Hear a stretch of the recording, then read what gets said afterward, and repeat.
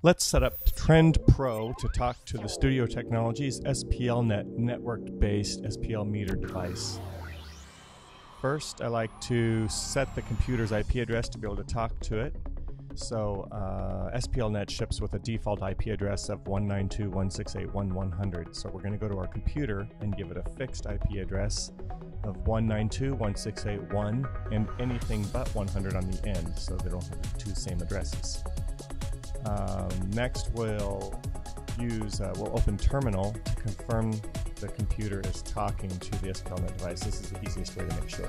So type in ping 192.168.1.100. Here you can see we're having good communication. I unplugged it for a moment to show that we've lost communication. Plug it back in, and instantly getting a nice quick response.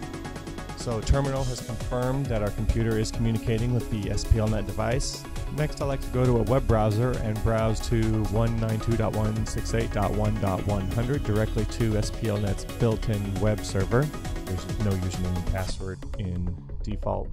And here we can set the network configuration. One thing to know about SPLnet device is that if the configuration has been previously set up for a different IP address or different username or different password, when you press the default reset button, it will bring the SPLnet to default settings, but it only stays in those default settings for that reset cycle. The very next time that the SPLnet device is reset, the previous values are reverted back.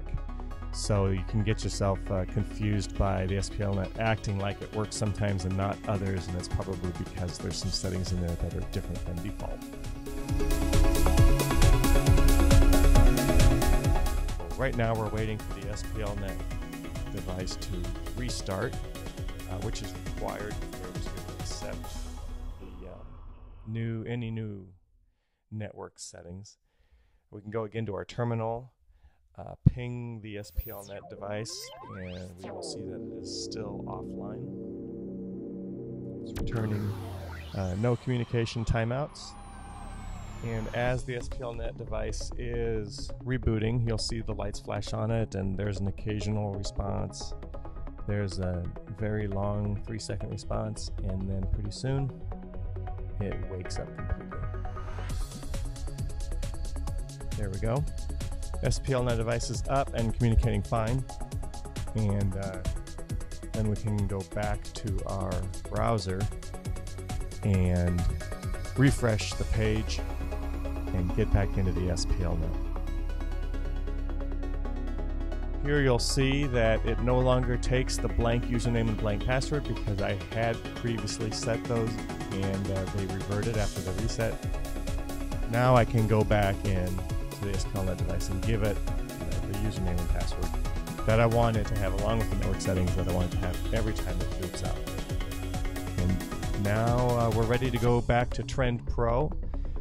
Tell Trend Pro to use SPLnet as a source in Trend's options, and it defaults to 192.168.1.100, and instantly Trend is talking to the SPLnet device. That is how you set it up, and enjoy the flexibility of network-based SPL monitoring and reporting with Trend Pro. Thank you very much.